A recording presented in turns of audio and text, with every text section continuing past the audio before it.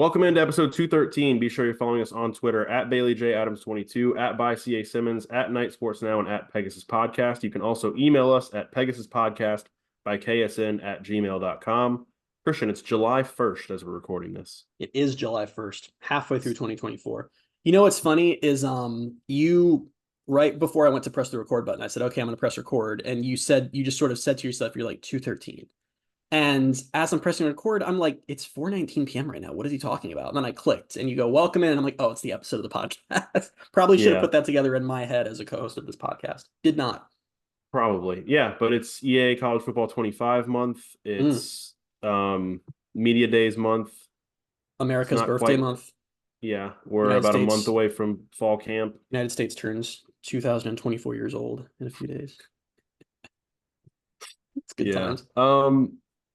Also, before we start, I guess what we're going to talk about today is obviously because it's July 1st, UCF has now been in the Big 12 for 1 year. It's their 1 year Big 12 birthday. Genuinely, birthday music. Genuinely insane. We're not doing that. Genuinely insane to think about. How dare you try to create work for me like that, to just declare something? Well, okay. How dare you say a million times on this podcast that we're going to have birthday music for something? We never have done it.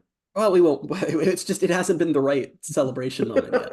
And I've also never said it for a birthday. It's always something random. Like it's episode 200. Dumb. Let's do birthday music. But yeah, it's genuinely insane that it's been a year. I remember that literally that night and everything. And everything on social media was crazy. And a lot of people stayed up to midnight. And I had a little bottle. I had a little mini bottle of Prosecco, I think, to celebrate. It was a fun night. Yeah. And times. And we're watching it all happen again, except for instead of UCF to the Big 12 last night, it was Arizona to the Big 12 and Texas to the SEC and all kinds of new crazy ones.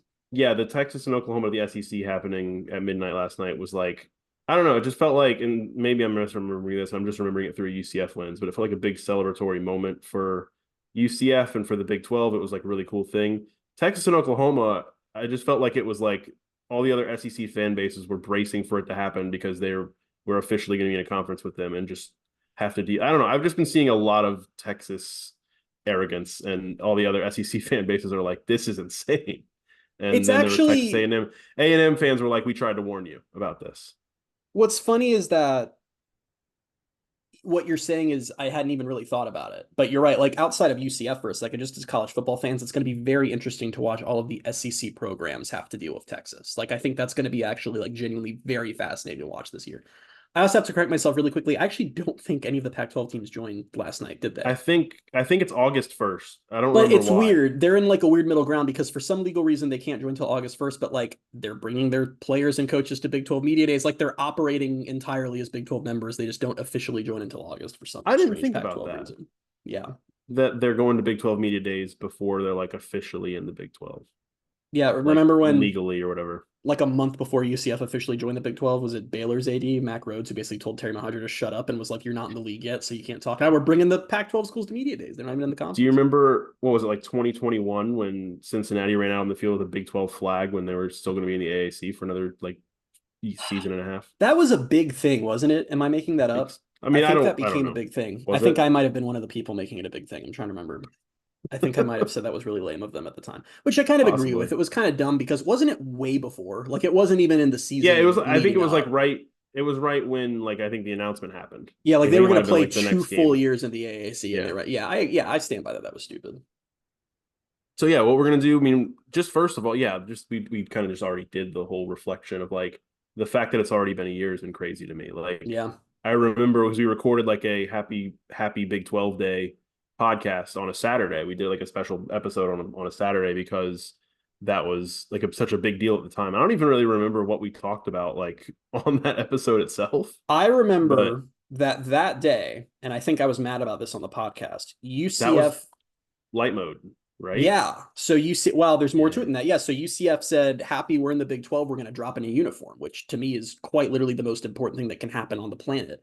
And then Twitter broke. You remember that? It was after Elon Musk had bought Twitter and the whole rate limit exceeded thing started happening and no one could use Twitter. And it was right. And I'm just sitting. I just remember we were recording the podcast and I was so angry the entire time because I could not get whatever the uniform was. Oh, I forgot about that. On memories. Yeah. It's also crazy to me, not to derail us just out the start, but it's also crazy to me to think about that I mean, this podcast has existed since before we even knew realignment was happening or UCF was going to the Big 12. It's weird to look back in hindsight that UCF got the official invite and we had to wait 2 years. That just doesn't compute in my brain for some reason. They did 2 full AAC seasons knowing they were leaving. Yeah, because when I think about, and it's kind of dumb, but when I think about like that or initial announcement, like, oh, these are 4 schools being added to the Big 12, I think of it happening like at the beginning of the 2022 season, not the No, 2021 it was season. September It was like 2021, right after the Boise Gus had State coached game. one game. Yeah, it was right after. And we'd like known really since like probably August. I think it was like we didn't know the exact teams, but I remember like within a few weeks of Texas and Oklahoma leaving, once it became clear the Big 12 was sticking together, it was like everyone knew it would be BYU. It was widely assumed it would be Cincinnati and UCF. And the only intrigue was really like who the last team was going to be. Some people thought Boise, some people thought Houston, but yeah, it was. I mean, yeah, we literally went 2 years just like existing. I just don't. It just doesn't feel real to me for some reason. So wait, now that I think about it, so we've had this podcast for about 3.5 years. Yep. So we've still had like more of this podcast was in the AAC than the Big 12 still, which I guess makes sense because obviously it's only been a year. But by this time next year, will it be different? Because it'll have been 2 years. Well, yes, because It'll more have been time two. will have passed. We've done Well, two yeah, seasons but in the AAC. This podcast existed for the 21 and 22 yeah, seasons, and then one season in the Big 12, 23 season. Because we started in January of 2021. We missed the 2020 season by a few weeks. yeah, I don't regret that at all. Not me neither. Not a fun time. All right, but yeah, so I mean, for this podcast, it really is like other than just us talking about like, wow, it's been a year, that's crazy. Is actually going back and looking at UCF's first year in the Big 12 on the field, on the court, wherever you want to call it, with some of the best moments, biggest moments, and then some of the top players and performers from the last year. We've kind of broken this down into 5 moments to talk about, and we'll go from 5 to 1.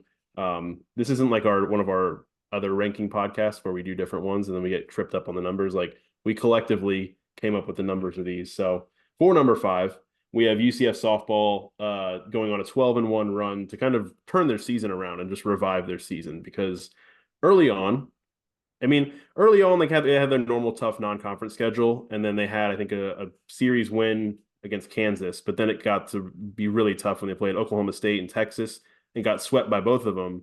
And then all of a sudden it was kind of like, oh, maybe they're not going to be as like competitive in the Big 12 right away as we thought. And then they went on a 12-1 run. Like the schedule softened up, but they won 12 of their next 13 games. And they went to the I don't tournament. like when you say the schedule softened up. I know it's factually true, but I feel like it removes magic from that run by saying that. But I mean, let's just leave that okay, part then out. yeah. Because I mean, I kind of dove into this, and they went from 15-14 and 2-7 in the Big 12 to 27-15 and 10-8 in the Big 12. That is a crazy And turnaround. it was a huge jump. They swept BYU in Houston. They took 2 out of 3 at Texas Tech. They outscored their opponents during that stretch 98-36, which like all of a sudden they just started scoring like 9 runs a game almost. And then they shut out 4. They had 4 shutouts. I think 2 of them were Houston, and then 2 of them might have been non-conference. But yeah, I mean, it was just nice to see that happen because even if I say the schedule softened up and it doesn't make it sound as impressive, at least it was one of those things where, because like Oklahoma State and Texas, both very, very good. I think both were in the Women's College World Series, I think, right? I know Texas obviously was because they were in the final, but yep. I think Oklahoma State made it too. And it's not even necessarily saying, oh, they played like worse teams. It was just at least like they were starting to beat the teams that they were at least expected to beat, or that they were like on a better level or similar level as. I don't remember how Texas Tech exactly was all year, but to kind of be like, okay, obviously that start was really, really tough, but these other teams that they're competing for, because we expected them to be like 4th or 5th in the Big 12 just because of Oklahoma and Texas being dominant. And it got to be at that point where it's like, all right, they're kind of finding their level a little bit more now. Yeah, I mean, I think it's fair to say that UCF athletics first year in the Big 12 was not exactly magical. There were a lot of growing pains for a lot of teams, and we knew that was not a surprise. We did not think that they were going to move up and start dominating everybody. But part of the reason that run was so special was that the only one that rattled me being bad was softball. All the other sports that were having issues, I pretty much expected. There were no big surprises. Softball, they were returning all these great players. They'd already been so incredible in the AAC. I mean, we were having podcasts a year ago ranking how ready programs were for the Big 12. And it was like softball's just so much more ready, from the staff through the personnel all the way through. And when they're struggling, that's when I was like, oh man, like this is unfortunate. And Then they go on that run, they turn things around. They still probably didn't have as, great of a year as we would have hoped, just given that it was that group's last go. But it was that, and it was us writing them off, and then Coach Bear posted a tweet about like, guys, no, stick together. And she posts that tweet and they go on the run. It was just Yeah. it was a lot of resiliency for a program that, really prides itself on its toughness. And that was just, for I went from being rattled to being like, they'll be okay. They'll be fine long term in this conference. And I think I've talked about this on the podcast before. I think we even talked about it when we had Eric Lopez on. But Eric and I had a conversation in Clearwater at the tournament. It was like probably the fourth or fifth game of the year, and we were talking about, and he had said like, "What is this team going to do? How are they going to respond when they get swept away?" I think he might have even said in Stillwater, like if they get swept by Oklahoma State, like how do they respond, because they're so used to just dominating in conference play, especially in the AAC. And we found out. I mean, they fell to 2-7 in the conference and then turned it around with that run. And I can't remember now. I'm trying to think what their final record was in conference play, but they got back to a level where we're like, okay, this is UCF softball. Like this is more of what we've become accustomed to. Obviously, it's a different conference and a different level of play. Finished 31-25 overall, 12-15 in the conference. But it also kind of makes me wonder, like, going forward, and this is kind of what we always talked about going into last season, was like Texas and Oklahoma are gone, but also UCF's like almost like the best like generation of players they've had in a while is gone. And so it's like UCF's going to be doing a little bit of rebuilding and retooling, but at the same time, they also get to miss Texas and Oklahoma next year. So we'll see how it goes in year two. But I think year one, getting to the tournament and doing what they did and turning around the season after that start, pretty impressive. 100%. 100%. Yeah. Going on now to we have as number 4, and that's UCF baseball's Big 12 tournament run. Baseball, we ended because we talked about this when we did our season rankings from all the seasons that we had just watched. We did that a few weeks ago, I guess. We ranked UCF baseballs as the best first Big 12 season, partly because of that late season push, and obviously they got to the tournament, and what they did in the Big 12 tournament was among the most impressive performances we saw from any of the UCF programs this year. And they beat Cincinnati 6-5 in 11 innings. They had a 3 home run game in that game. Danny Neary hit 3 home runs with a game-winning home run in the 11th inning. They beat Oklahoma State in the next game in 10 innings, 7-6. And it was just like the late night like magic of it was just kind of fun. Where like the first game, the Cincinnati game, was like almost like it just felt like a marathon. It was a long game. I think it started like mid-afternoon. I think it ended maybe after 7. And then the Oklahoma State game went late into the night. Then they fell victim, obviously, to that, the format of the conference tournament where they lost just the one game. They lost 10-1 and got eliminated. But it was still like Which, they made can it. I They just needed, say, because some UCF fans got so angry about that, 9 out of 10 years, that would be something that we would be thrilled about. Like, oh, we get to erase that yeah, loss. I thought that was really funny how year one and UCF fans are pissed that the rule that benefits the teams that lose a game was hurting them.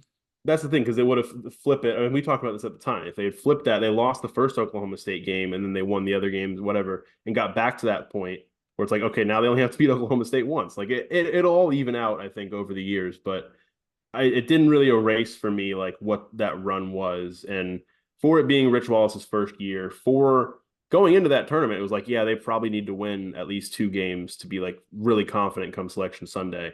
And that's exactly what they did. It was really cool. Yeah, for me, that will always be the week that Adrian Wojnarowski outed himself as a UCF baseball fan. That was definitely added to the specialness of that. That was still so strange to me when people just start noticing that he's liking every single tweet about Danny Neary. And I don't remember what the connection was with him. It ended up being the family friend or something, but Yeah. that was. I wish that we could have just. I understand that you can't take a team's entire season and make it a moment, because that's not what a moment is. Although it's our podcast, I guess we can do whatever we want. But that it really was. Baseball was just.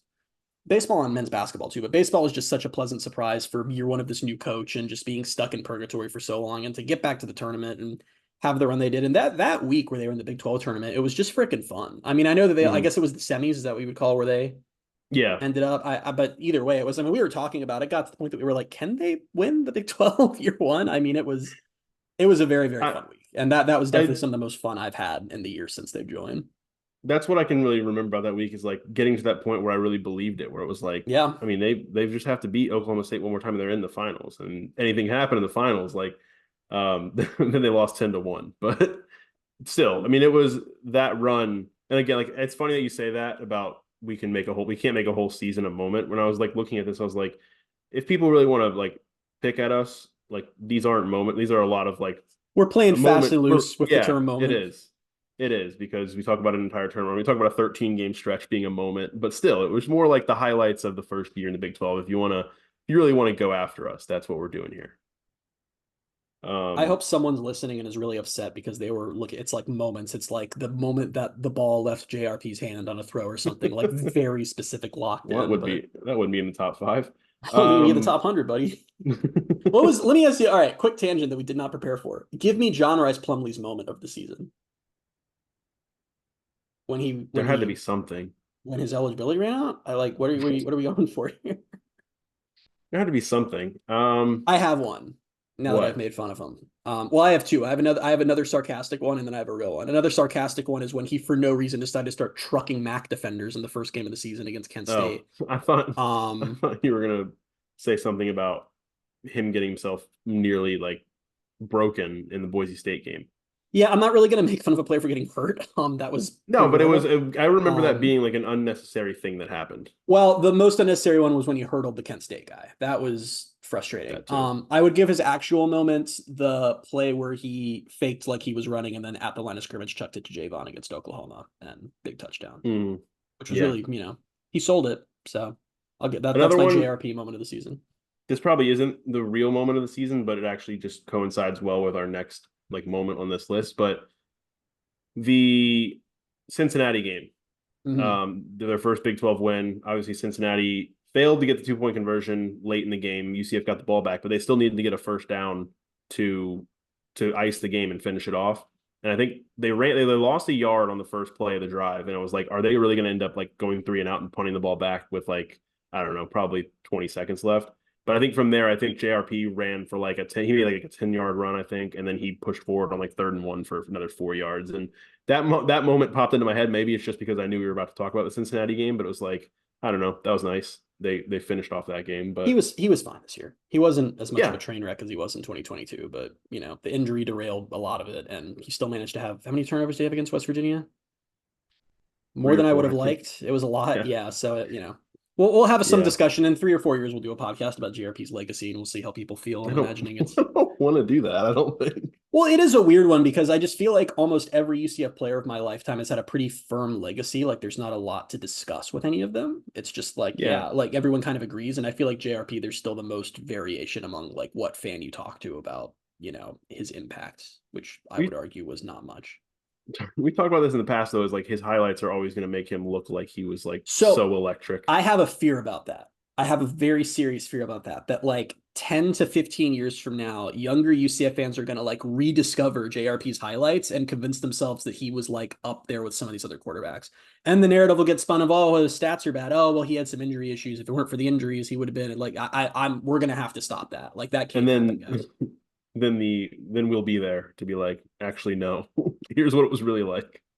Yeah, but by then we'll be like the old UCF podcast, and they'll be like, no one wants to hear what they have to say. I almost wonder about that sometimes. Like as we get older and as this podcast has been around for longer, and I don't know, younger people end up starting podcasts, are we just going to get phased out of the UCF community? I don't know, because I feel like there are other UCF podcasts with like, how old are the Sons of UCF guys? I actually have no idea. I have no idea. We should just take random guesses at their ages on this podcast. I don't know. You were just on one of their youngest show, Up All Night. So I don't know. I thought maybe while you were on, you asked them for the ages of everyone who's at Sons of UCF, but I guess not. No. But I don't know. It's just like, will it get to a point where it's like not necessarily that like we have to like stop doing it because there's so many, but it's like, are enough people going to keep listening to us forever? Or are we going to see like numbers dwindle and then we're just like, is this still worth doing? And then we'll just stop. I've never thought about that till now. Such a sad place. I think about that all the time. We've talked about this on the podcast before, that I'm the one who like obsesses over everything podcast related, like the numbers, all that. And you're just kind of like, all right, what are we doing this week? Let's do it. I've always thought, we've talked before, you and I, off the podcast, I think it's like, what would end the podcast? It's like, why would we stop doing it? It would be you. Well, no, I know that. We've talked about that, but it's like, this is the first time I've ever considered, like, maybe it would just be a thing where, like, you and I both were collectively like, I don't know if this is worth doing anymore. I don't think anybody really cares about us anymore. That's really sad. Wouldn't have guessed that we would get 3.5 years in and I still enjoy doing it this much. I thought we would have made it like a month and decided to quit. So I feel like we've already beat the odds. Yeah. That was a weird thing that happened when I was on Up All Night. Was Clay Pasco, one of the co-hosts, told me that the Pegasus podcast was a big inspiration for them. And responded by saying, "We started it 3.5 years ago. Weren't sure anyone would listen, much less be inspired by what we do." So, yeah, I don't know. Maybe we'll keep I know inspiring we've people. wow, that's actually scary. I know we've told which I want to say something about your Up All Night appearance really quickly before we get back to the podcast. But Okay. before I even say that, I know we've told the story in the podcast in the past, but I remember when we started, because like guys, if you're listening to this, you probably know UCF podcast, never really a thing that's been like a space where there's room for more. Like there's always been a lot of Yeah. UCF podcasts. And when we started ours, I'm not gonna say what the number is, but we picked a number of like we want to get to like this number of average weekly listeners. I think we said in a year, like by year one, let's get here. And it was like episode 3 or 4, we were hitting that. So like I've always just Yeah. been, to everyone who's listening, whether you're one of the people who found us those first few weeks when we didn't know what the hell we were doing, or whether this is your first episode, welcome. We're just always so grateful to you guys for listening, and we appreciate it a ton. Your Up All Night Yeah. appearance, which if you're listening to this, you should go listen to them too. Really great new show. You went on to do the trivia segment where they ask you questions. Yes. You told me like a week ago that you were going to go on this. And I said, I'm not going to spoil the question. Go listen to their episode. But I said, I bet they might ask you this. Here's the answer. And you said, thanks. You did not tell me the ansor. I didn't. I made you try to guess it. I had to give you one of Yes. them, buddy. But anyway. Did you? I don't know if you did. I had to get this. I had to give you the one you couldn't remember on their episode. And then you go on the show and they ask you the exact question. And it took you a minute, but you did get there in the end. But I got to say, and I think I texted you, there were moments where I had clenched fists watching it, hoping that you were going to be able to get there. You did not give me one when we talked about this a long time. Yes, you said did. You said I was missing one, and then I ended up guessing I ended up guessing Jordan Akins. Oh, okay. Well, still, I'm trying to search in my messages now, like you'd be lying about that. Yeah. I don't know. I mean, I wouldn't be lying. It's just I could have read it wrong, but yeah. All right, we can move on now. We didn't actually talk about the Cincinnati game much, other than me saying JRP got them first down late in the game, but I don't. I've watched the highlights of that game since, just because there weren't a lot of UCF wins to watch highlights of this offseason. Yeah, I've been running into that game that was too, so man. frustrating. That game was so frustrating. We were there, obviously, and I remember being very relieved when they won. When I look back at that game, just like Cincinnati was not very good, and UCF like maybe didn't deserve to win that game. I very specifically, this is not moment of the year material, but we at that part of that weekend was me arguing with both you and Trace Trilko, who we saw while we were up there about light mode, the jerseys. And yes. I remember, and I just wouldn't shut up about them during the game. And I remember at one moment, I don't know what it was, if we were down or what was going on. I just very clearly remember leaning over to you and saying, I think they look better in the shade when they're on this side of the field of the sun. And you just gave me this look like, well, this guy shut the hell up. I don't remember that at all, but it was a stressful game. I feel like I've erased a lot of it from my brain, which is kind of funny since it's one of our top moments, but it was, it's hard to describe, especially since, I don't know, it's kind of a weird, I know there's a chunk of the fan base that still holds firm on like, that doesn't count as a Big 12 win because Cincinnati was another new team, whatever, which I always thought was dumb. But when we were there at that game and they won down at the last second, and we're in that stadium with all these other UCF fans and the scores on the screen, it's just like this cathartic just like release after that 5-game losing streak and 6 weeks of just kind of misery. I mean, it had been bad. Yeah. That was seriously, I think I might have felt more joy in that moment than I even did after the Oklahoma State game, to be honest with you, just because it was just such a cathartic moment after all of that crap for them to finally get that win, you know? Yeah. And that was like November 3rd or 4th, I think. And they hadn't won a game since like September 16th or somewhere around that weekend of September 16th. It was their first win since Villanova. Yeah, it had just been so long because it was the 5-game losing streak plus a bye week. So it had just been so long since we'd seen UCF win a game. But it ended up, like, looking back, I was like, I knew obviously there were moments in the second half where I was like, this is the most frustrating thing ever. But they were down late in the third quarter. RJ Harvey scored a 25-yard touchdown with I think inside the last minute of the third quarter. Then he scored another touchdown with 2:41 left in the fourth quarter, made it 28-20. And from there, it was like, all right, just get a stop and you win the game. Then Cincinnati goes on like a 75-yard drive, scores a touchdown, has a chance to go for 2. And I think at the time, I can't remember the play. I just remember Emory Jones dropping back to pass. That's all I remember. And me being like, what are you, like, why? Like you're was also UCF's run defense. Was that 2 weeks after we just seen the Xavier Townsend play against Oklahoma and we're watching? Yeah. I mean, we saw some bad 2-point conversions that season, but yeah, I don't know why they did that. I really don't. I'll always thank Cincinnati for choosing Emory Jones. I actually think it's really cool that there's this new trend going on in the Big 12 where one opponent that UCF has to face each year picks a quarterback that is not good at all, and we know is not good at all from another school, and then rolls with them. Because we had Emory Jones at Cincinnati last year, now we have Gary Bohannon at BYU this year. So I like that that's continuing. But yeah, Yeah. that game was maybe not the most fun game to watch, but that moment of them actually winning a game, that first Big 12 win, was seriously the happiest in my life I'd been in weeks by the time it happened. Yeah. I had some stats here. RJ Harvey ran 20 times for 164 yards and 3 touchdowns. And we'll talk about him more when we get to our number one moment. But like when you look at last year and look at UCF's like best games, best moments, it was just him. Like he was the one, like 164 yards, 3 touchdowns. Traymon Morris Brash and Malachi Lawrence both had a sack and a half each. John Walker and Ricky Barber split a sack. Yeah, I mean there were good moments in that game, but just it being UCF's first football Big 12 win is always going to have it be a special place. Even if people are going to say, "Oh, Cincinnati." Cincinnati's a Big 12 team now. Like it's It was as a the Big 12 moment win. their Big 12 record went from what 0-5 to 1-5. Like that's Yeah. it. They won a Big 12 game. You know, It's as simple as that. I am happy, and because we had talked about it after that week, because obviously at that point they had how many games were left after Cincy? Was it just 2? Was it just no? It was 3. They had 3. Yeah. Yeah, Oklahoma State, Texas Tech, and Houston.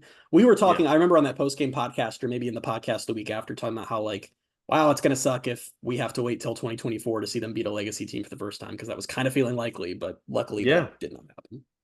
Yeah. Going to number two. Number 2 moment was UCF men's basketball beating number 3 Kansas in their Big 12 home opener. This was the most unexpected UCF moment in the first year in the Big 12. A 65-60 win.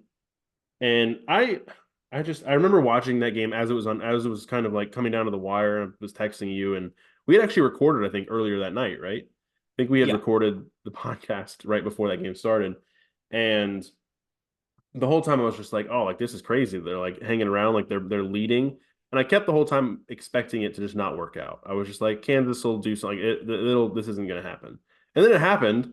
And it was like one of the top, like UCF, like maybe even UCF Twitter moments of like the last year, was just everyone going crazy because men's basketball beat number 3 Kansas, especially with it being Kansas. It's not like it was a number 3. It's like, I don't know, or it wasn't like one of the other Big 12 programs. It wasn't like not Texas Tech had good snuck up to basketball. number 3. Yeah. This was frickin' Kansas. Kansas. The Yeah. the brand of the Big 12 and one of the top 3 brands in all of college basketball. And Kansas is probably was the example that we would use all the time when we were talking about how like scared we were of UCF men's basketball going to the Big 12, because it was like UCF hasn't been that good in the AAC, and now they're going into a conference with programs like Kansas. Yeah. And then they play Kansas the first time and they beat them, and it was just that was the only moment from UCF's first year in the Big 12 that felt entirely made up. Like someone just invented that for a movie script, and it makes no sense. And you gotta look at it through the lens of that moment too. Was we know now in hindsight that UCF men's basketball ended up having a pretty solid season. They had a winning record. They were not a doormat in the Big 12. That was still early enough in the season where they had a worse than expected non-conference. They lost to Stetson, which was not great, admittedly. They got destroyed by Kansas State in their first Big 12 game. And this was all coming off the offseason of they are the worst, not only the worst team this year in the Big 12, and everyone picks them to finish last, but they're the worst program with no hope of ever being good. And Johnny Dawkins is obviously going to be fired. Like that's the headspace we were in. Then they beat Kansas. It was such a script flip on everything we had expected or known about that team for a year leading up to that game. And think about what that did for just the vibe around UCF basketball and UCF home games in general. Oh yeah. Because of, I mean, Homefront started that day, right? I think so. Yeah, I think so. It just became in that atmosphere, obviously them getting a win over Kansas in that atmosphere got people coming back, and it became a thing to do. And it became a thing by the end of the season where I was like, UCF men's basketball, the atmosphere, I never thought it would get this good this fast. Because once fans realize that, hey, this season is going to be really, really good, top 25 teams are going to keep coming to the bounce house, and we know that UCF can beat them, like they'll be in the games, it just made it so freaking fun. I didn't remember a lot about this game either until I went back and looked at it. Did you remember they were down by 16 at one point? I did. Like not. Late in the first, like 3 minutes and 45 seconds left in the first half, they were down 35-19. And then by the end of the first half, they were down only by 8. It was 37-29. And yeah, I mean, they took a lead, I think, with few minutes left and kind of just held off in the end. And Kansas had 18 turnovers. Like I just remember defensively UCF coming back and really holding strong. And Jalen Sellers had 18 points. Ibrahim Diallo had 13. Darius Johnson had 17. It was just like everything came together for one of the best. I think that's by far and away the best UCF men's basketball moment since that tournament season. Oh, without a doubt. Like, I can't think of another like highlight moment really between the tournament in 2019 and this past season. You could argue it's their best regular season moment. Well, yeah, maybe, but that was on the road though. Like it was just the vibes around this. I wouldn't. The Kansas win that I don't equate that with the Florida State win or like the Michigan. Yeah. Like this is in its own tier. But yeah, what's extra funny or not funny, but just interesting is we always talk about like UCF making traditions right now and things like that, and it's kind of cool to see. It's so cool that. And we'll see if it sticks, but I think it's going to because it became such a freaking thing that in like a decade you can be at a UCF basketball game and they're waving the palm fronds and it's like what's the deal with the palm fronds? Where'd that come from? And it's like, oh, it's when their first year in the Big 12 they beat number 3 Kansas in their Big 12 home opener and there were all these palm fronds. Like it's just that stuff's cool. That's like that sounds like a school legend type thing, and it's just kind of cool that just happened. Yeah, no, I mean they obviously had some big wins the rest of the season too, and ended up, like you said, it ended up being a much better season than we anticipated it being, but like that was the thing that kind of kicked it off, and it was like, all right, this team is fun. And I think that, and he gives a little credit to, I think it was the Texas win next, right? Because I think we all still kind of had that sense of like that was really cool. Now they're going to lose like 9 straight, and then they beat Texas, and you're like, oh wait, they actually might just be kind of okay this year.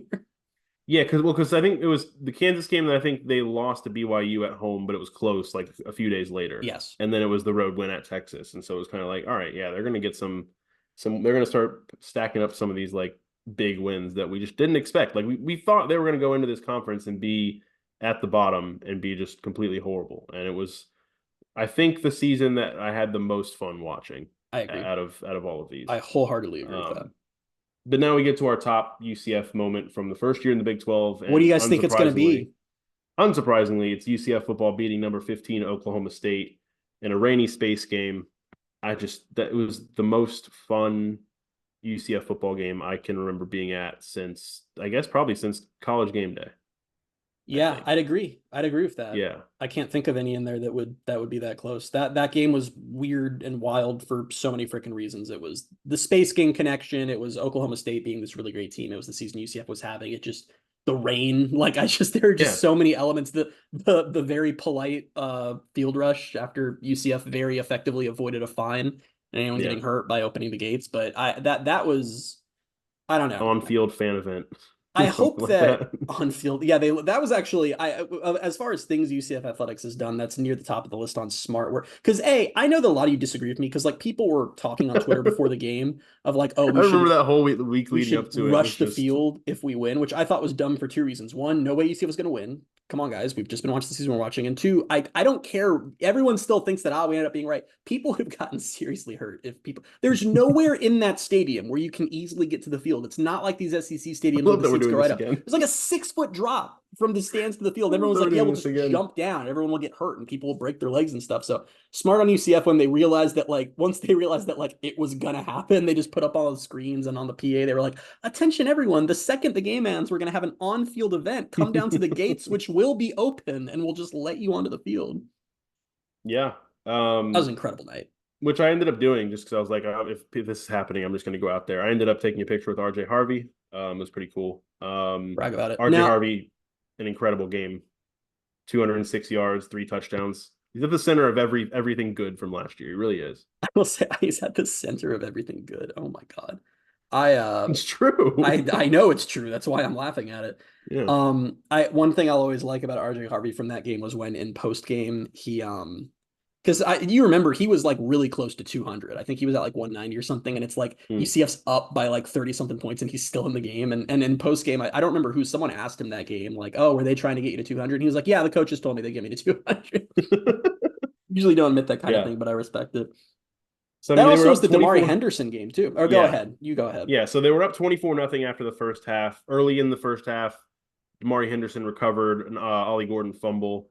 And that led to a UCF touchdown, I think, to go up 14-0.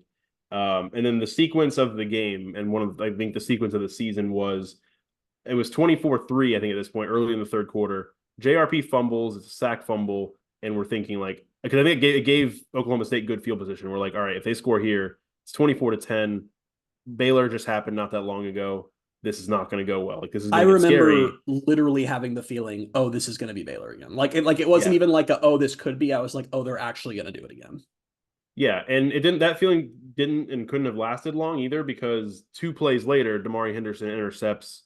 I think Alan Bowman was a quarterback. Yeah. I think that was that a second pick. I think that was a second pick. I think he had already intercepted him once. So he had 2 picks and a fumble recovery. He was ended up being National Player of the Week. And that happens 2 plays after the JRP fumble, and then 1 play after that, RJ Harvey 92-yard touchdown run. The center of all that is good. Like it was that happening was so that's a span of what 5 plays? No, 4 plays, and 2 turnovers between the 2 teams, and then a 92-yard touchdown run. And that obviously made it 31-3. And I think at that point, I was like, all right, I don't think they're going to blow this. Sad that I had to say I don't think they're going to blow this, but I just didn't think so at that point. They still could have. I don't know. It is kind of funny that in the span of like, I'm thinking what, maybe 5 minutes of real time, it went from me having that feeling of, oh my God, this is Baylor again, to the game's over. Like it was really, really, really dramatic. Yeah. The other thing that's funny, I don't know if it's funny, but it's kind of interesting that I didn't really remember about that game is you look at the box score and Kobe Hudson had 3 catches for 96 yards and 3 touchdowns. Yeah. That's one of the funnier stat lines I've seen in a while. It's just 3 catches, 3 touchdowns, 96 yards. I think he had a 100-yard receiving game. He had 4 catches for 100 and something yards, but then between this, the 6 touchdowns that UCF scored, 3 were RJ, 3 were Kobe. And Kobe had some insane touchdowns in that game too. And I don't mean him doing crazy stuff. I mean, just like, where did Oklahoma State's defense go as Kobe's just running free? I looked it up really quickly. I also want to point out that Damari Henderson was the first UCF defensive player to earn National Player of the Week honors since Terrence Plummer in 2014 for that game. Wow. That's pretty crazy to think about. Yeah, because I mean, you think about like Shaquem never won it at any point, like from the seasons that he had. Like that's Ryan Davis never won it last impressive. year. It's crazy. Transfer draft, Christian's transfer draft pick, Ryan Davis. I feel like I'm being a little mean on this podcast. I will say that we've had some. Dylan Gabriel won it twice and Mackenzie Milton won it twice, so it's not like UCF's been absent. But on defense, they sure have been. But yeah, yeah. UCF's defense was absent for a lot of last year. To be fair, do you think that? I know I'm setting myself up for disappointment. Wouldn't it be funny if the space game this year is once again like Arizona's really freaking good, which like is not a super out of like crazy concept. They're probably going to be one of the top 4, top 5 teams at worst in the Big 12. And UCF just does the same thing. Like at that point, they're actually like, if they just beat them easily, at that point, we do have to start talking about what the hell's going on here, right? It's like ordained by space. Like something cosmically is happening here. I do believe that like not to get conspiracy theorists, I do believe UCF plays better in that game in part because it's that game. I think it's just, I don't know. I think it's just the energy is a little different. I think the players get very hyped up because it's just a special game. Like I think like players tend to play better in games that are just like there's a little more something special about them. So I don't know. I think there might legitimately be something to it. If there have been too many games at this point where there have been crazy performances. It's not like it was the best opponent, but it's not like that was the first space game where UCF did something crazy. Literally the year before, JRP had the best game of his UCF career by a mile, and they put up 70 points against an AAC team. Yeah. Oh, real quick before we move on to some of these top players, there was an honorable mention that we wanted to give to UCF men's soccer, who of course isn't in the Big 12, but it was their first year in the Sun Belt. At one point got to number 1 in the country, which another thing I never saw coming. Yep. What happened after wasn't the best, but they got there. That UCF that's what matters. Being number 1, we're going to sound like USF fans here with the number 2 in 2007, but I don't know. It's not how the season ends. It's how it looks at its best point. Exactly. That sounds horrible. That's a real belief that some people maybe have. We'll get through some of the top performers real quick here. RJ Harvey, the center of all that is good. I think we'll just start calling him that. 226 carries. 226 carries last year, 1,416 yards, 16 touchdowns. He averaged 6.3 yards per carry. He also caught 19 passes for 238 yards and 2 touchdowns. Just one of the better UCF seasons we've seen in a while. Do you want me to run through these, or you want to stop me at any point to say anything about any of these people, or do you want me to just run through them? I'll stop you. Okay. Well, let me stop you right there. Am I being stopped right now? Okay. Yeah, I'm stopping you right now with another derailing question. Let me ask you a philosophical RJ Harvey question, or the center of all that is good, whatever we're calling him these days. He's definitely the most popular UCF player since Dylan Gabriel. I don't think anyone can argue that. Is he the most popular UCF player since Mackenzie Milton? Is he more popular than Dylan Gabriel was when he was here? Obviously not nationally, but among the fan base. I, I don't know. I'm not sure if I'm like if hindsight is failing me here, but I think so. I think so too, because there was always, even at the absolute peak of the Dylan Gabriel era, there was always a sort of coolness between him and the fan base. I think just because there were some frictional things as far as him being Milton's replacement, and you never ever want to be the player following up the best player in program history. And I think people are always wondering why those teams weren't better. The fan base just loves RJ. Like there's nothing Yeah. like they chant his name at games, chant MVP and stuff. I haven't seen anything like that with Gabriel. I haven't seen anything like that since Milton. There's also the fair or unfair, the fact that he's a quarterback and he lost like in his freshman year, that's when the streak ended in the regular season. They lost to Pitt, they lost to Cincinnati, they lost to Tulsa. Didn't have a ton of like signature wins to like cling to throughout his time. Yeah. So I think there was that, which isn't really fair because you're not going to say like, oh, the running back had a signature win, but like as a quarterback, you're expected to get those like big wins. It's also that the So peak of Dylan Gabriel's success at UCF was the 2020 season, which was COVID and interest was really low and there weren't fans in the stands. And it was just yeah, kind of this mess of a season. Like there wasn't really a chance there for like him to become this big like UCF legend, you know? yeah. I mean, statistically, he will always be like, because he put up numbers. Like Yeah, it I'm was, talking, he did. I'm talking like relationship with the fans yeah. because Dylan No, that's Gabriel fair. obviously is, his stats were insane here. Yeah. All right, you need to go. Next one, Jada Cody obviously had a fantastic UCF career for UCF softball and finished it off with another really good season. She hit 335, had a 405 on base percentage, 7 home runs. I think that tied for the team lead. 28 RBIs, 13 doubles, and 4 triples. And then pairing with her in this list, Chloe Evans, also from UCF softball, hit 324, had an on base percentage of 359, 7 home runs herself, 39 RBIs, 13 doubles, and 9 stolen bases. I think she was also very good defensively. Yeah. I And don't kind of like that just I don't like that both go of ahead. them are done now. That feels like that Yeah, snuck up nice. very quickly. It was very cool, Jada Cody in particular, watching her become like among the UCF fan base, sort of a household name, especially for that Mhm. 2022. Was it 2022 or 2023? I think it was 2023. Yeah. Yeah, it was Wait, 2023. was it? Yeah. Right? I No? think it might have been 22. It was 22 the season that they Oh, I let me don't look it know. up. The last few years do kind of run together in my mind. What was the year are you talking about the year that they hosted a regional and won it, Yes. right? Yeah. Gosh, I That actually don't remember. I'm almost certain That it was feels like it was 2023. 22, I'm but certain it was are you 2023. I say okay? that as I look it Well, up and it'll probably be wrong. It was 2022. You are okay. correct. All right. Okay. W. I don't know why. I don't know why it felt like longer ago. No, you got that right. But yeah, I mean, and Chloe Evans being someone too, like, so Jada Cody obviously had become a household name, but Chloe Evans, I think, was here. I don't know if I'm gonna mess this up. Was here at least 2 years, maybe 3, but at least 2 years, and she became a household name as well. And just her being some like just a really good transfer portal find by Coach Bear and becoming like one of the fixtures of the team. To have the season she did to finish off her UCF career and have it obviously go to another tournament appearance.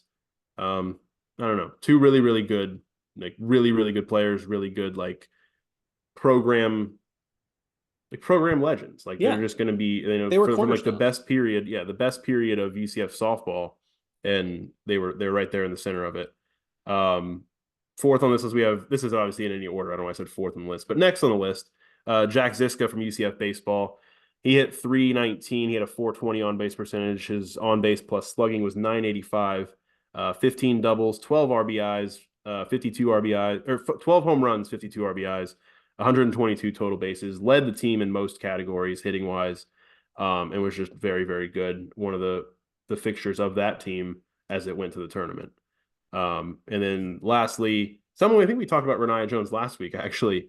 But Renaya Jones, we don't often talk track and field just because it's not like a sport that we really get to watch a lot or just get to cover. But I mentioned it last week how Renaya Jones is one of the top athletes in UCF history. Just all of her accomplishments was insane. She will forever be UCF's first Big 12 champion. Yep. She won a Big 12 title. She had a third place finish at the NCAA Outdoor Track and Field Championships. She earned her 10th career All America honor with a program record 12.59 in the 100 meter, which beat her previous record of a 12.78 that won her the Big 12 title. She just continues to one up herself, really. And she once again participated in the U.S. Olympic trials. I think she missed out on the finals of those Olympic trials by like one place again. I think that's the second time that's happened. But yeah, I mean the list of accomplishments for her and her place in UCF history are just crazy. And for her to be the first ever Big 12 champion for UCF is a really cool thing that I think like should be remembered and should be like a cool piece of trivia where it's like that was the first Big 12 title they ever won. Yeah. She's another athlete where it just feels surreal that she's moving on. That it's again, it's so weird Yeah. how they at the same time can feel like they've been here a really long time, but also like not feel like that era is ending. I don't know what I'm trying to Yeah. describe. Where it's just like you're just like, oh, it's over? Like really? Yeah, exactly. Not that it's like hasn't been historic and like storied in all these different ways, but it's just like, oh man, like it's really feels real now that a lot of these like top athletes from all these different programs in the last few years, especially as we started this podcast and like covered some of these programs, it's like, oh, like things are Yeah. starting to change. And And maybe we're the feeling podcast is part of what makes that feel so weird to me because these are names that it's just the entire time this podcast has existed, kind of been go-tos for us to talk about here and there. And yeah, it's weird. Outside of some of the, the larger sports like football, men's basketball, there actually is a lot of foundational turnover across the rest of athletics. It's gonna make this year kind of interesting.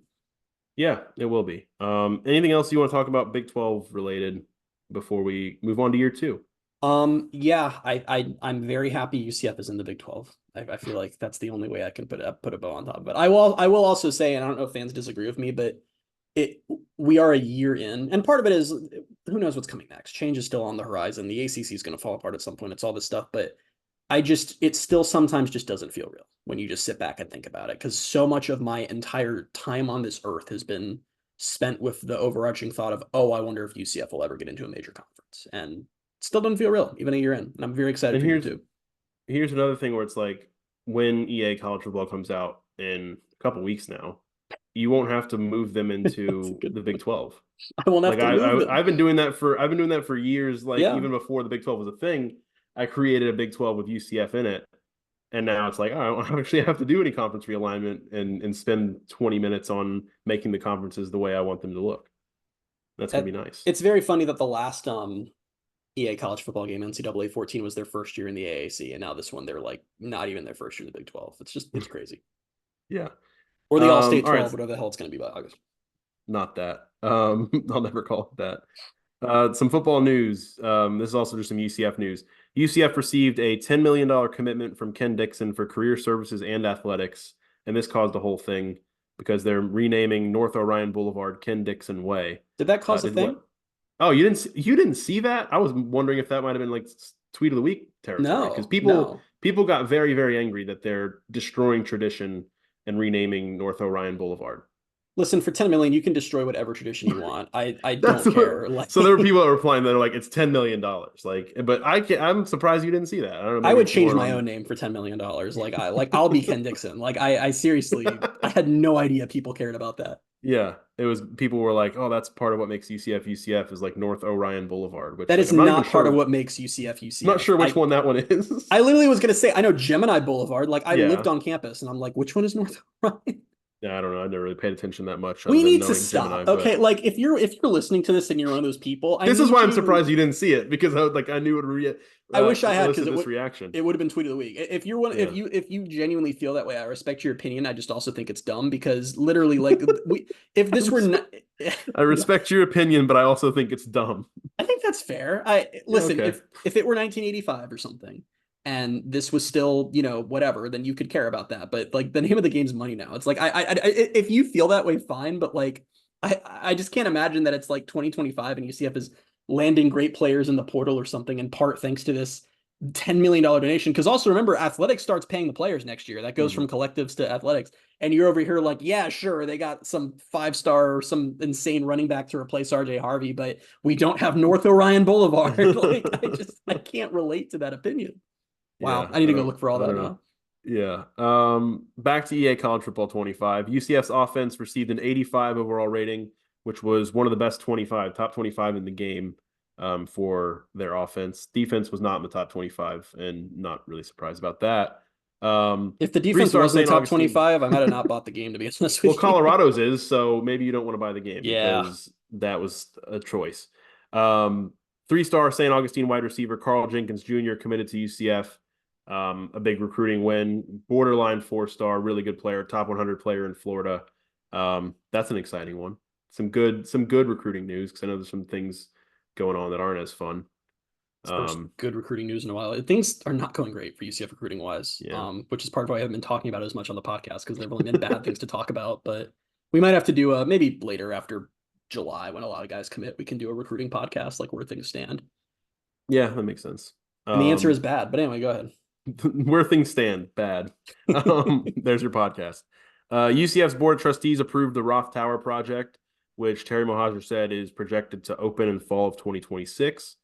Then the latest betonline.ag odds have UCF with the fourth best odds to win the conference, 15-2. They're behind Oklahoma State, who's 7-1, Kansas State, who's 4-1, and Utah, who's 13-4. And I only remember this was a thing. I just remembered your tweet being like, you're just, what was the word? I forgot your wording of it, but you were like dangerously excited or something like that, or dangerously hyped up for it. I don't even remember what I said. I said I am beginning to grow uncomfortably hyped for this season. Uncomfortably hyped. Which I don't know how else to describe how I feel. I'm beginning to get excited about the year, and I would kind of like to not because I don't think it's going to go well. But there's a chance that it will, so I'm very excited. They've really climbed up those odds. When all the odds opened a few months ago, they were like 8th or 9th, and now most services have them at 4th or 5th or even 3rd. So I'm alarmed by that for sure. Yeah. Big 12 Media Day or Big 12 Media Days are next week. No, that is next week, right? Yeah, next week. I said it at the beginning of the podcast. It's July 1st, and I was like, wait, July 10th is next week? Listen, I'm the one who you said 2/13, and I'm like, what does he mean by that? Yeah. So no judgment here. So July 9th is when it starts. July 10th is the day that UCF was signed. Obviously, Gus Malzahn will be there. And they'll also be represented by Lee Hunter, Deshaun Pace, KJ Jefferson, Kobe Hudson, and RJ Harvey. Anything you want to say about that, or should we just move on to some men's basketball news? Yeah, can I say something really quickly? Yeah, Deshaun Pace. I said if you want to say something, and then then you started. Then you did your announcer voice for men's basketball. So I thought you were moving on. I know, but it was just kind of a teaser of what else is coming. Well, let me tell you, does not bode well for us that neither of us took Deshaun Pace in our transfer draft, and he's now going to Big 12 Media Days as one of UCF's 5 players. So once again, we are undefeated and not drafting well. But anyway, go ahead and tell us about basketball news. But I told you when you sent me that this afternoon was he was 6th on my draft board, and I just skipped over him and picked my 7th player on the draft board. Why do I even make a draft? I think like the Trailblazers said that after the 1984 draft. They were like, we almost drafted Michael Jordan. Like we thought about it. We still didn't do it, but I'm not smart. Men's basketball news. The schedule matrix came out for the opponents for the 2024-2025 season. For both home and away, they'll play Colorado, Kansas, Iowa State, Oklahoma State, and TCU. They play BYU, Cincinnati, Houston, Kansas State, and Utah only at home. And then away, West Virginia. Something you pointed out to me was a lot of trips out west. A lot of trips out. I'm very actually unhappy with that. Now we'll see how they get scheduled because we don't actually have the dates yet. I'm hopeful that they might be organized in a way where maybe UCF can stay out there for a little bit. I know they've done that in the past. Right? I hope so, because that's really brutal if they're having to take like 3 individual long West Coast trips. That's going to be brutal. So we'll have to see. I also know like that Kansas is coming back to not the bounce house. That's not where the basketball team plays. I don't like that Kansas is coming back to Ad5 because I kind of wanted last year just stay as this one memorable thing. It's going to suck if they come in this year and just run UCF off their home court. Yeah, I hope not. On the flip side, though, if UCF beats them again, the legend just grows even more. So we'll just have to see. Or if UCF goes to Kansas and beats them at Kansas, then I feel like it's a bigger deal if they beat them at home. I know it's literally not like that's actually the opposite of how it works, but like if you could tell me right now that they're gonna split those and it can either be a home loss and a road win or a road win and a home loss. Wait, that's the same thing. You know what I mean? Whatever. I'd rather them win the home game. All right, last piece of men's basketball news. This just happened right before we started recording the podcast. Dior Johnson committed to UCF, coming from Clarendon Community College. Started his college career at Pitt. Didn't end up playing at Pitt, had some legal troubles, eventually committed to Syracuse for his sophomore year, but then ended up in community college. Was also an Oregon commit at one point, or an Oregon. Yeah, there's been a lot going on there, but a really good player. He averaged almost 30 points per game last year at Clarendon. I think he shot like 51% from the field. So really good player. Let me ask you a question, because this is always a question I love to ask. What were the legal troubles? Oh, I don't know. I haven't looked into it yet. Okay. I just saw legal troubles. That's all it said. I read On3.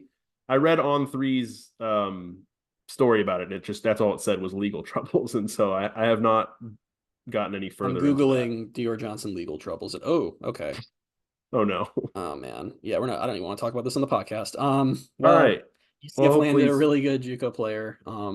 The very interesting strategy for roster assembly for this upcoming season continues. It's either going to work very well or very badly. I sent you that tweet in my text with it. Maybe you didn't read it. Said last chance you continues. Yeah, I did read that, but I thought it was just like, he's a JUCO guy. Oh no, there was more behind that. Yeah. All right, tweet of the week. Tweet of the week. Once again, we do not have a tweet of the week. This is going to be an incredibly self-serving segment of the Pegasus Podcast where we're instead going to do Restaurant of the Week. And I'm giving Restaurant of the Week to, you guessed it, Olive Garden. And I just want to say why. This is literally just me bragging on the podcast because a cool thing happened to me. So I think, did we talk about on the podcast the whole Olive Garden 12 thing? I feel like we had. I don't remember. Probably. So a few weeks ago when UCF, or not when UCF, when the Big 12, all the news broke that they were going to be sponsoring, that they were going to look for a sponsor to take their name, and we all knew it was going to be All-State 12. I proposed Olive Garden 12 because I think we can all agree that would be a way better name that we would all be in favor of. And Olive Garden themselves replied to me with a cool little logo of Olive Garden 12 with breadsticks making the numerals for 12. And I thought that was awesome. It became a whole UCF thing. Olive Garden, I also at one point, Olive Garden said they're big fans of me. And I said, I'm going to frame this tweet. And they replied and said, we'll do that for you. And I was like, I don't really understand what that means, but cool. I got like a care package from Olive Garden, guys. I got a whole box with all kinds of Olive Garden stuff. I got the framed tweet of my tweet, which it's up. It's right there. I got Olive Garden shirts. I got an Olive Garden hoodie. I got Olive Garden socks. Have you worn one of the Olive Garden shirts yet? Buddy, I'm wearing the Olive Garden shirt right now. I know. That was the creative way to set up you showing the YouTube audience that you're wearing the breadstick shirt. It's June and I already found an excuse to wear the hoodie. Like we're going all in. And I feel like I should clarify because this sounds like an ad. I swear to God, Olive Garden is not sponsoring the Pegasus podcast. I'm just a huge fan of Olive Garden. I feel like if anyone's listened long enough, they would know I am and what a special thing this was for me. So I just wanted to give a shout out to Olive Garden and say thank you because I can't overstate how much that made my day to get that stuff. It's like one of the high points of my life. I'm very, very pleased with it and very happy about it. So your relationship with Olive Garden, it's almost like you could ask them, like, hey, do you want to sponsor the Pegasus podcast? And they'd probably, there's a decent chance they'd say yes. There's a non-zero chance to be like, sure. It's funny because I was asking my parents this week because it's one of those things where it's just as long as my memory goes back, I've loved Olive Garden. Like I can't think, like I don't know when, like I've got my parents have photos of me as like a 3-year-old at Olive Garden, like all excited. And I asked them whenever this came, I guess a few days ago, I asked them like, when did it start? You guys took me to Olive Garden, just loved it. And they're like, we don't know. It's like, you just started talking and Olive Garden was on your mind. It's just been like since then. So I have a little, look at that. What is that? So if you're audio, you don't see it. It's a little breadstick basket for Olive Garden. Is it a USB? It's a USB. Is that like a, oh my God. I can't get it out now because my hands are sweaty, but there we go. Look at that. So look at that. Here's my contribution to this little segment here is I think they DM'd you, right? And they're like, hey, we want to send you some stuff. Yeah. So I knew that when that was all going on, they DM'd me and said, can we get your address? And I was like, hell yeah. What else do you want? Social Security? Like whatever you need, you can have. Yeah. So you sent me that and I was like, no way. And then I don't even remember when that was. It was like a little while back and I completely forgot about it. And then I got to the Rays game last Tuesday evening and I get a text from your dad and it's a video. And I'm like, what is he sending me a video? And I see Christian opening something and I'm like, did I send Christian something? And I was like, what? I was like, what is this? I was like, I don't know what it could be. And I couldn't really listen to it that well. Like I had to stick it up like to my ear because I was like walking into the stadium and I was like, what is it? And then I like kind of started watching it without the sound and I was like, oh, it's the Olive Garden stuff. And you looked the happiest I'd ever seen you. I think I even asked your dad, I was like, I need to know where this ranks in terms of like the days of his life. And he replied, I think with a quote of you saying, he said, I believe he said, this is the best day of my life. So why does my dad have your number? I did not give that to you. I don't remember when. I don't know. I don't remember when that became a thing. Yeah, that's another look into the lens of how lazy I am. Is I think we mentioned on the podcast, you can just tell on the YouTube video that I've moved recently, and I have not. You have to set up a thing to get packages at this apartment. I've still never done it, so I gave Olive Garden my parents' address. So there's an unboxing video, which we're never gonna post anywhere because I didn't even know my dad was doing it. I feel like I was not reacting appropriately. I was very overly excited. Yeah, I gotta go back and watch it because I watched it at the time when I was like walking across the street outside the stadium, and I was like, "What's going on here?" Then I realized, and I was like, "This is incredible." It was a very happy for you. Thank you, man. Yeah, great day. This is it. Yeah, it's a great day. All right, we're gonna leave it there. We'll be back next week with episode 214. Until then, you can find us on Twitter at BaileyJAdams22, at ByCA Simmons, at Night Sports Now, and at Pegasus Podcast. Thank you guys so much for being with us, and we will talk to you next week. Bye, everybody.